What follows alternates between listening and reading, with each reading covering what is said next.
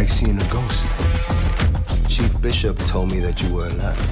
She said that you were the Bay Harbor Butcher. I really want to start with thank you for your work over the last 20 years. I'm a huge fan of Dexter.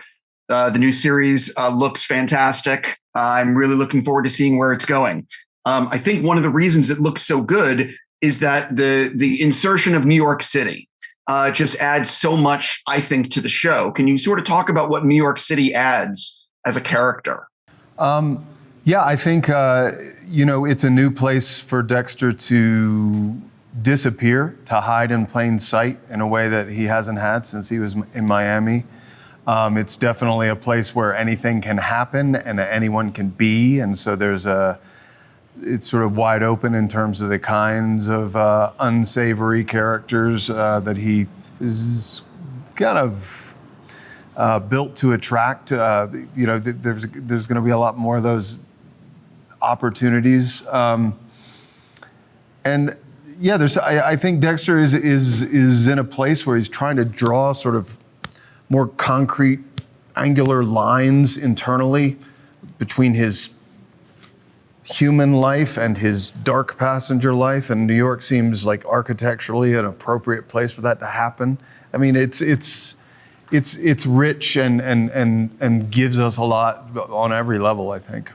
Being from New York myself, first of all, it was wonderful to be able to work at home, which was great. That being said, it was difficult for me to know that I'm in New York, my home, yet Angel Batista is from Miami. So I had to find new ways of being surprised or being astonished by the amazing part of New York that usually I take for granted because I live there.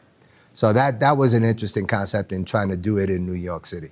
So I read that you guys started filming in early January of this year, and I just want to know how the F is it coming out so soon? Yeah, tell me about it. I mean, we have 2.5 weeks left of filming.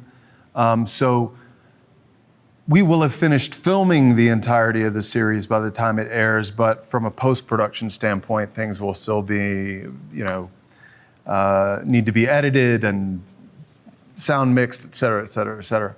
So yeah, it's a tight deadline. It's kind of nice. You don't really have the luxury of going over. It's like, we got to do it. We got to do it in the time allotted, and that's kind of a nice pressure in a way.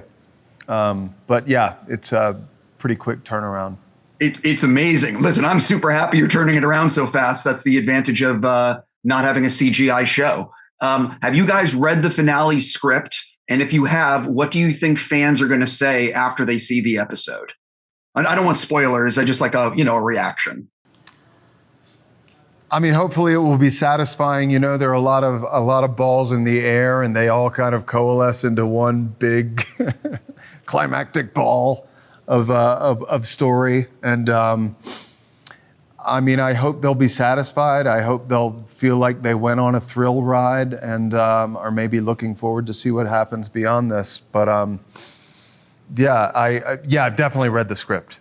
That's one luxury. I mean, while there's a quick turnaround, all the scripts were pretty much fully executed by the time we started. So we had a sense of the entirety of the story. Yeah, I think people are going to be very pleasantly surprised as to the dynamics and the power of the last couple of episodes.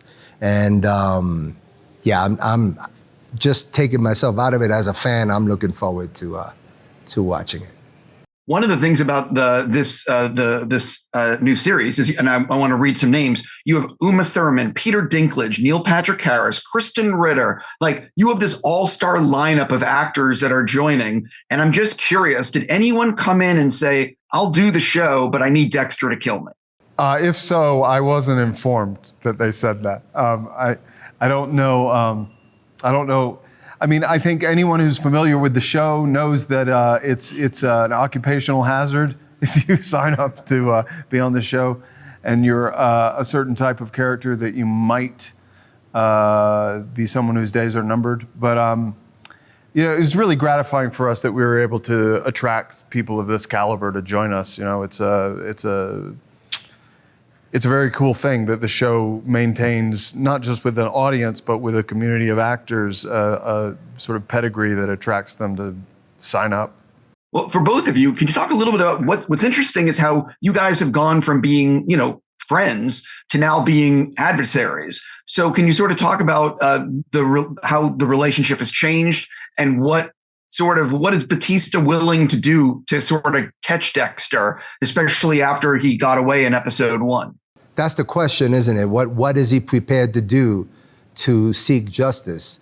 And, you have to remember that Batista, though flawed, is also very much, very much honest and very much, has a very, legal look at things to do things the right way. What is he prepared to do now that he's got information that's different, and how is he going to present it in a city he doesn't know? And so that's the challenge. Clyde has talked about how he envisions Resurrection as like a multi-season show. Like this isn't just, he thinks it could be more than one season. And I'm just curious for the two of you, what has he said to you guys? How much do you know? I have a sense of the very, very, very broad strokes in terms of what the future might hold. But yeah, I think we never imagined that this would be a one-off. Yeah, I don't know. I'm not privy to that information. Something that I'm actually what's really interesting about this season is how it's so different than the previous Dexter, the 2 series before, which is you now have Dexter, who is going to be around other serial killers who probably don't have the same code that he was brought up with.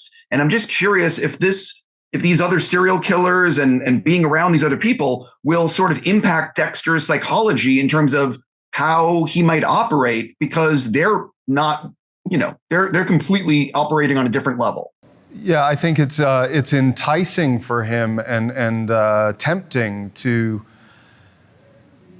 have a sense of connection with these people because they have something fundamentally in common with him. But I think what's revealed is that there's something that sets him apart, and maybe, he'll find himself all the more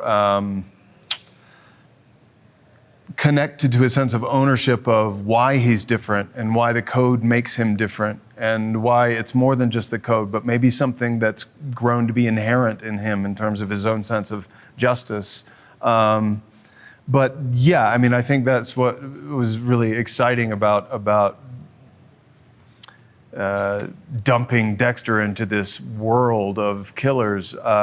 It's a chance to both connect with and distinguish himself from these people. I think he ultimately discovers that he is like them, but ultimately somewhat of a different animal.